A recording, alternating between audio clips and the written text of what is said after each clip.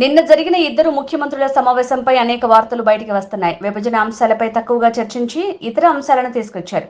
కేంద్రం ప్రమేయం లేకుండా ఇద్దరు ముఖ్యమంత్రులు చర్చించుకుంటే ప్రయోజనం ఏంటి? భద్రాచలం వద్ద 5 గ్రామాలు తెలంగాణకు అప్పగిస్తారని అంటున్నారు. ఏపీలో తెలంగాణకు పోర్టు, తిరుమల ఆలయం వంటి అంశాలు ప్రచారం జరుగుతున్నాయి. వీటిపై ఖచ్చితంగా స్పష్టత ఉండాలి.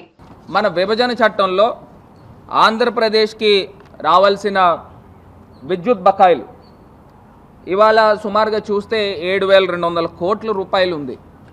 మరి దాని గురించి మరి ఏం ప్రస్తావన చేశారో మరి అర్థం కాలేదు.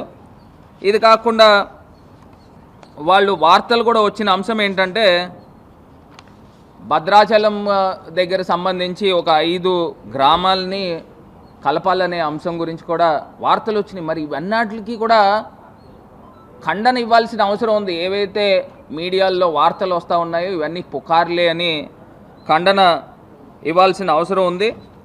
ఇది కాకుండా మరి విభజనకు సంబంధించి నీటిపారుదల ప్రాజెక్టులకి సంబంధించి ఎక్కడా కూడా మరి ఏం ప్రస్తావన చేశారో. ఎందుకంటే ముఖ్యమంత్రి జగన్మోహన్ రెడ్డి గారు ఉన్నప్పుడు ఏదైతే శ్రీశైలం ఎడమ కాలువకి నిమిత్తము, అదేవిధంగా నాగార్జున సాగర్ కుడి కాలువలో అది ఆంధ్రప్రదేశ్ భూభాగంలో ఉంది. ఆ స్పిల్వేకి సంబంధించిన భాగాన్ని కూడా వైఎస్ఆర్సీపీ అధికారంలో ఉన్నప్పుడు మనం హ్యాండ్ ఓవర్ చేసుకోవడం కూడా జరిగింది. ఏదైతే కేంద్ర ప్రభుత్వము మధ్యవర్తిత్వం ఉన్నారు కాబట్టి ఇంకా మేమందరం కూడా సమన్వయం పాటించామనే అంశాన్ని కూడా ఒక్కసారి గుర్తుకు చేస్తూ ఉన్నాం. మరి ఇవాళ ఇన్ని ఆస్తులు ఆంధ్రప్రదేశ్కి రావాల్సినవి ఉన్నాయి. మరి వీళ్ళు టైం ఫ్రేమ్ పెట్టారు, 14 రోజులు టైం ఫ్రేము. సిఎస్ లెవెల్లో కాకపోతే మంత్రుల లెవెల్ అన్నారు, మంత్రుల లెవెల్ కాకపోతే ముఖ్యమంత్రి లెవెల్లో అన్నారు. నాకేదో ఒకటి అర్థం కాని అంశం ఏంటంటే ఇది చాలా జటిలమైన సమస్య. ఈ జటిలమైన సమస్య హై లెవెల్ కమిటీలోనే జరగాల.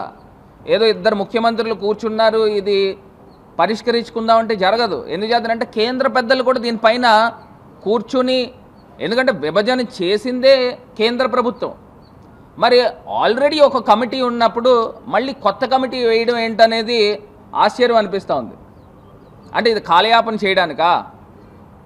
ఆల్రెడీ కేంద్ర ప్రభుత్వం ఉంటేనే కదా ఇవన్నీ కూడా విభజనకు సంబంధించి. ఎందుకంటే ఏ రాష్ట్రానికి సంబంధించి ఆ రాష్ట్రంలో ప్రెషర్స్ ఉంటాయి, నేను కాదని చెప్పను.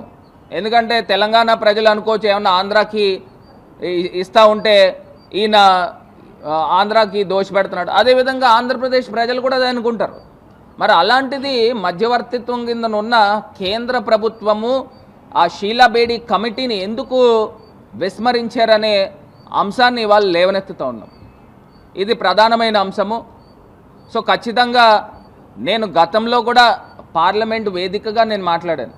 ఎందుచేతనంటే ఏపీ రీఆర్గనైజేషన్ యాక్ట్ 2014కి సంబంధించి కేవలము 10 సంవత్సరాల మటుకే దీని యొక్క పీరియడ్ ఉండడం జరుగుతుంది. మరి 10 సంవత్సరాల తర్వాత అది ఎక్స్పైర్ అయిపోతుంది.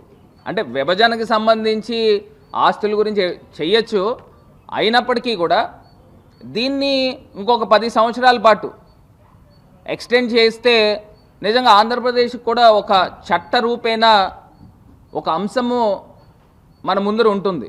సో పార్లమెంట్లో కూడా నాకు తెలిసి మరి ఎన్డీఏలో భాగస్వామ్యం కింద ఉన్న తెలుగుదేశం ఎంపీలు కూడా దీని గురించి ఎవరో కూడా మాట్లాడలా. నేను గతంలో ఉన్నప్పుడు నేను మాట్లాడడం జరిగింది. ఏపీ రీఆర్గనైజేషన్ యాక్ట్కి సంబంధించి 10 సంవత్సరాల మటుకే దీని యొక్క పీరియడ్ ఉంది.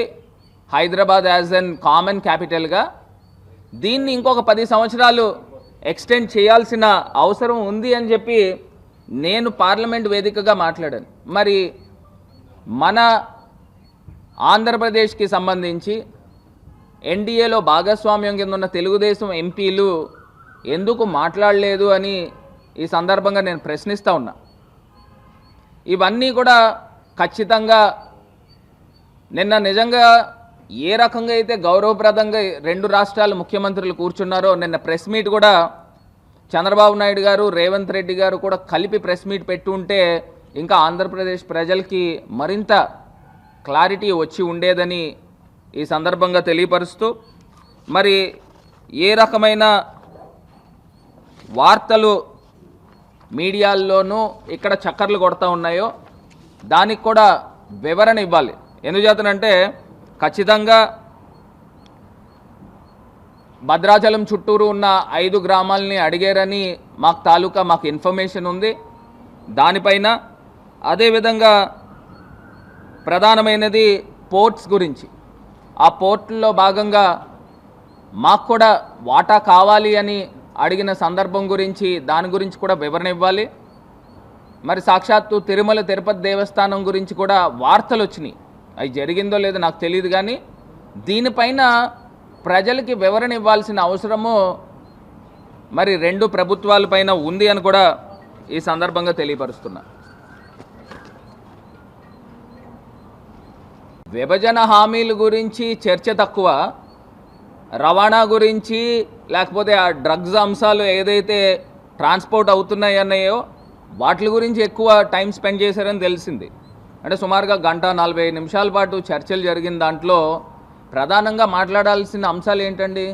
షెడ్యూల్ 9కి సంబంధించి, షెడ్యూల్ 10కి సంబంధించి ఏదైతే రీఆర్గనైజేషన్ యాక్ట్లో పొందుపరిచి ఉన్నారో ఈ ఆస్తుల గురించి మరి రావాల్సిన అవసరం ఉంది.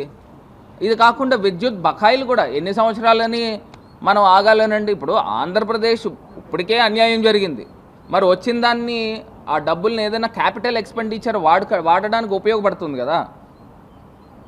మరి అదేవిధంగా రెవెన్యూ డెఫిసిట్, మరి ఇవన్నీ కూడా రావాలి అని అంటే ఖచ్చితంగా కేంద్ర పెద్దల యొక్క మధ్యవర్తిత్వంతోనే ఈ మీటింగ్ జరిగి ఉంటే ఇంకా సానుకూలంగా అంశాలు బయటకు వచ్చేవి. ఎందుకంటే ఇప్పటిదాకా ఒక కొలిక్కి తీసుకుని వచ్చిన అంశాలని దాన్ని ముందుకు తీసుకెళ్తారు, అంతేగాని దీన్ని స్క్రాప్ చేసి మళ్ళీ మేము 0 నుంచి స్టార్ట్ చేస్తామని అంటే కరెక్ట్ పద్ధతి కాదు.